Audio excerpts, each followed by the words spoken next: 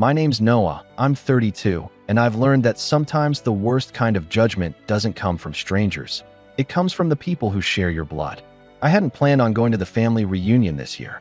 Honestly, I hadn't gone in the past 5. Not because I was too busy or didn't care, but because I knew exactly what would be waiting for me. Those fake smiles, those veiled comments, the heavy silence after every "so, what do you do now?" I stayed away to preserve my peace. But this year, something made me say yes. Maybe I was tired of hiding. Maybe I just wanted to see if anything had changed. Or maybe, I don't know, I wanted to prove something to myself. The invitation came in the mail with a glossy photo of a lakeside resort printed on the front. Summer Bash 2025, hosted by the Townsend family. It screamed in cursive letters. I was shocked they were putting this much effort in. Usually, it was a backyard barbecue at Aunt Camille's house with folding chairs and overcooked hot dogs. But this year, they'd clearly decided to upgrade. I flipped the card over and scanned the fine print. All costs covered, food provided, dress casual, bring your own drinks. I called my mom to confirm. Hey, I got the invite. Just wanted to check if it's legit or if someone's pulling a prank. She sighed on the other end, that tired, familiar sigh that always made me brace myself. It's legit, Noah. Your cousin Lily and her fiancé are helping organize. They want to do something classier, I guess. I raised an eyebrow. Lily? The same one who threw a tantrum at Christmas because she didn't get an engagement ring with a big enough stone. She's grown up a little, Mom said, though her tone didn't exactly scream confidence. Just come. Everyone's asking about you. I almost laughed. That was rich. The only thing anyone in our family asked about me was whether I'd finally gotten a real job. Still, I agreed. I booked a flight, rented a decent car, even picked up a new polo shirt so no one could say I looked too casual. I didn't want to give them anything to latch onto this time. The truth was, things had changed for me, but not in a way they'd understand. I'd been living in a modest apartment in a not-so-great part of town while bootstrapping my own tech consultancy. Not the kind of thing that earns applause at family gatherings unless it has a shiny corporate title to go with it. I had a few good clients now. Money was starting to come in, but I kept things quiet. Low profile. I knew better than to share too much with people who measured success by the number of cars in your garage or how expensive your watch was. The reunion was set for the last weekend of July, and the resort was about an hour's drive from the airport. I arrived a bit early by design. I wanted to get the lay of the land before everyone else showed up. The place was beautiful, I'll admit. Big open lawns, a gazebo by the lake, long white tents with fairy lights strung across the top. I saw the event coordinator walking the grounds with a clipboard and introduced myself. You must be Mr. Townsend, she said, checking her notes. Noah. Just Noah. I'm helping cover the event, I said casually. Her eyes lit up. Ah, yes. You're the one who finalized the contract last week. Thank you so much. This whole thing would have been impossible without your help.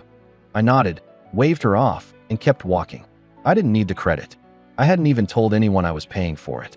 The family had talked big about hosting something grand, but when it came time to put money down, everyone got real quiet. I'd overheard my mom on the phone with Aunt Camille a few weeks back, saying they might have to cancel if someone didn't step up. So I did, anonymously. I figured if nothing else, it would keep them from complaining for a weekend. The guests started arriving in waves around noon. I watched from a bench near the gazebo, sipping lemonade and pretending to scroll through my phone. First came my cousin Liam, the one who made 6 figures in finance and never let anyone forget it. He stepped out of his black Escalade like he was stepping onto a red carpet. Then Aunt Camille and Uncle Jerry, loud as ever, dragging 2 coolers behind them. When my mom arrived, she walked straight past me without a word. I think she thought if she didn't acknowledge me, she wouldn't have to answer questions. Typical. Finally, someone noticed me. Oh look, my Aunt Camille called out, loudly enough for heads to turn. He showed up. Must be out of money again. I froze, forced a tight smile. Liam smirked and chimed in. Heard you're still living in that crappy apartment with the broken heater. Rough. My mom finally looked at me, wine glass in hand, and said with a shrug, if you tried harder, maybe you'd have something to brag about too. It felt like a punch to the gut, even though I knew it was coming. I thought maybe, just maybe, they'd ease up this time. But no. Same script. Same digs. I bit the inside of my cheek and stood up. I'm going to walk around, I said quietly, slipping away before anyone could get another word in. The sun was hot, the air thick with the smell of grilled chicken and overly sweet coleslaw. Kids ran around screaming, the sound of laughter clashing with the storm brewing in my chest. I walked to the edge of the lake, stared out at the water, and tried to breathe. I reminded myself why I came. Not for them, not for approval, just to be here, to see it through, and leave with my head high. But their words stuck, echoed.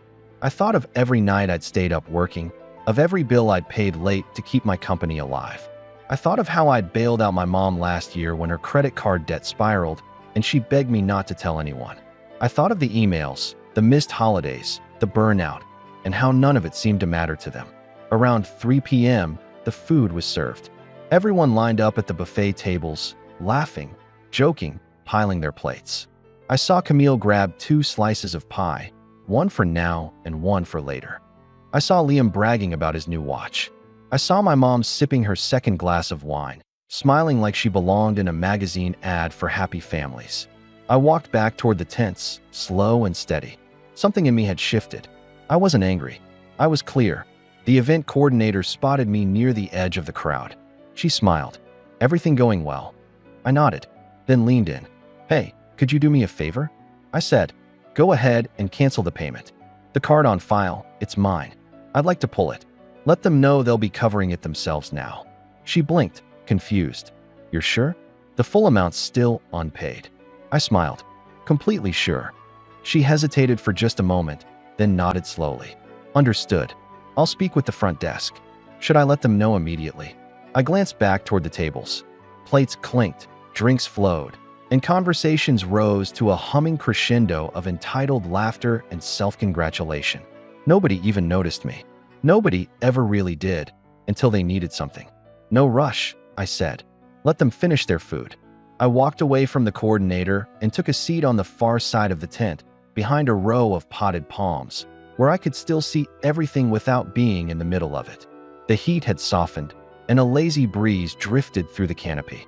From where I sat, I watched as they clinked glasses and refilled their plates like royalty at a banquet. Lily stood to make a toast, wine glass held high. To family, she said, and to pulling off the fanciest Townsend reunion yet. We're leveling up, people. Everyone cheered. My mom raised her glass and gave a little whoop. Liam tossed back his drink and immediately reached for another. I checked the time. It had been about 20 minutes. Right on cue, I saw the event coordinator return, flanked by 2 resort staff. One of them had a clipboard, the other a folded invoice in hand. They made a beeline for my mom, who was too busy laughing at something my cousin had said to notice. I saw the moment the clipboard was set in front of her. The smile froze on her face. She blinked, then turned toward the coordinator with a look of confusion. Camille leaned in to listen. So did Liam. Voices dropped. Heads turned. Then I heard it, my mom's voice rising over the crowd. I'm sorry. What do you mean it wasn't paid? The coordinator, ever professional, spoke calmly but firmly.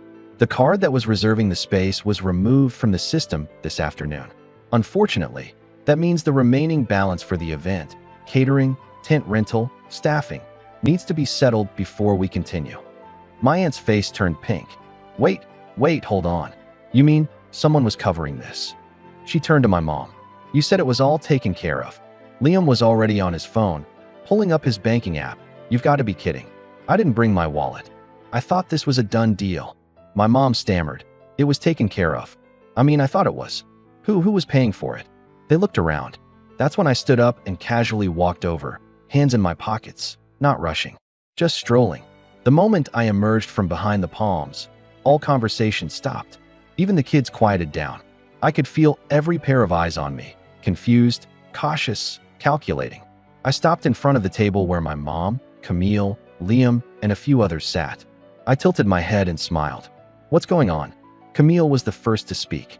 Apparently, someone pulled the payment on the whole event. I shrugged. Oh, yeah, that was me. My mom blinked hard. You? But you were the one who paid. For the deposit, the tent, the food, the music, yeah? I fronted everything. I said it simply, like I was talking about buying groceries. Didn't feel like making a big deal out of it. Camille gawked. Then why? Why cancel it now? I leaned forward slightly, keeping my voice low, calm. Because I wanted to see how far the disrespect would go before someone said something kind. I looked at my mom. Turns out, it goes all the way to laughing at where I live and suggesting I have nothing to be proud of. Liam stepped forward, trying to recover the tone. Look, it was just some family banter. No one meant anything serious by it. I turned to him. Funny thing about banter, it usually only feels like a joke when it's not always aimed in one direction. No one said anything for a few seconds. Then Camille crossed her arms. You're punishing everyone for a couple of comments? Real mature. I gave her a slow nod. Sure, that's one way to see it. Another is that I gave you exactly what you think I'm worth, nothing. My mom looked stunned. Her mouth opened, but no words came. Then she glanced at the event staff still standing patiently by the table, waiting. Her face flushed with panic. So what happens now? The coordinator answered. We'll need a card on file or payment in full to continue food service and keep the event space. I turned to go, but paused and looked back. Good luck figuring it out. Oh, and don't worry, I didn't cancel the ice cream truck. You'll still get dessert. I walked away, feeling more weightless with each step. I made it back to my rental car and sat inside for a moment, just breathing. I didn't leave right away. I wanted to see what they would do next, how quickly the joy would drain once the bill came due. I sat behind the wheel for a moment, the door still open, one foot on the gravel. I could hear the music dip into an awkward silence behind me, like someone had yanked the plug on a party just as it hit its peak. I didn't drive off yet. I tilted the rearview mirror so I could watch them. I needed to. After years of swallowing their smug superiority and those carefully wrapped insults, I needed to see what happened when the foundation cracked under them. They scattered at first, some going to their cars, some standing around aimlessly, looking for someone to blame. The energy shifted so fast, it almost gave me whiplash. Aunt Camille was arguing with the coordinator now, gesturing dramatically with her wine glass while trying to keep it from spilling. My cousin Lily had her phone out, pacing, clearly trying to call her fiancé, probably hoping he could Venmo her a few $100s to save face. Liam stood apart from them, arms crossed, tapping his foot like the resort owed him an apology. But it was my mom's face I kept coming back to. She wasn't angry. Not yet. She just looked confused, like the script she had followed for so long had suddenly gone missing. Her shoulders were tense, her mouth slightly open, as if she was stuck between trying to explain and trying to remember what, exactly, needed explaining. She wasn't used to being caught off guard. That role had always been reserved for me. I leaned back in my seat, the leather warming under the sun, and thought back to everything that led to this. The missed birthdays, the snide remarks at every dinner, the time she told me I should be more like Liam. He's just so focused, Noah. He always lands on his feet. The way she dismissed every small win of mine like it was a fluke or a phase. Even when I'd helped her with her debt, she made sure I understood it was a favor, not a recognition of success. Just a son doing what was expected. I'd accepted it for years. I think part of me believed maybe I was the underachiever they saw, but I wasn't anymore. And maybe I never had been. I heard a loud, frustrated shout from behind me and glanced in the mirror again. Camille had just dropped her plate. It shattered near the buffet table, chicken and roasted potatoes splattering across the grass. The noise made everyone pause. Then someone, maybe Uncle Jerry, snapped. How are we supposed to pay for all this? I thought it was handled. More murmurs. Accusations. Voices rising in volume, not clarity. And then, finally, someone said it. Wait, are we seriously saying Noah was covering this whole thing? I couldn't see who said it, but the disbelief in their voice hit like a slap. Not angry, just stunned. Like the thought alone was so foreign, it took a full second to process. And then came the wave of reactions. A few looked around sheepishly. One or two others laughed nervously, hoping it was a joke. My mom just stared at the ground. Why would he pay? Camille snapped. He barely even comes to these things. Maybe because he's the only one who actually has money, someone else muttered. I couldn't tell who. The crowd was beginning to fray, cliques forming, the usual unity of a family gathering splitting into small, tense knots. That's when Lily turned to my mom and said, not even quietly, "Did you know he was paying?" My mom hesitated. That hesitation told the whole story. I didn't know, she said finally. Not for sure. Liam stepped forward, his tone suddenly colder. But you suspected, right? He just showed up, quiet as ever, and everything's taken care of? And you didn't ask? I didn't think. Exactly, I whispered, watching from the car. None of you ever think. And then, almost poetically, the music shut off entirely. The Bluetooth speaker battery must have died. Now all you could hear was the wind through the trees and the sounds of my family arguing about whose fault it was, who should pay, who always mooches, and who acts like they're better than everyone. It wasn't just about me anymore. Years of resentment, bitterness, and secrets were spilling into the open like an overfilled glass finally knocked off the table. Then came the announcement. The coordinator stood near the buffet with a small mic, her voice cutting clearly across the lawn. Apologies, everyone, but until payment is resolved, we'll need to pause food and beverage service. We appreciate your cooperation. Gasps. Outrage. The buffet tables were still half full, but the resort staff moved in and began covering trays and removing serving utensils like it was the end of a wedding no one wanted to leave. And still, no one came to me. That was what surprised me most. Not Camille, not Liam, not even my mom. They didn't come running with apologies or excuses. They didn't try to plead with me or ask me to fix it. Maybe it was pride. Maybe it was shock. Maybe they still didn't believe I'd actually go through with it. But I stayed in that car, watching the drama unfold like a show I'd seen before, except this time, I wasn't cast as the quiet background character. I was the twist no one saw coming. That's when my phone buzzed. A message from Lily. Was it really you? Please tell me you didn't cancel the payment. This is a disaster. I stared at the screen for a long moment, then typed a single word back. Yes. And hit send. 5 minutes passed. Then 10. More arguing. I could see Camille on the phone, trying to call someone. Her husband. Maybe. Someone to wire money.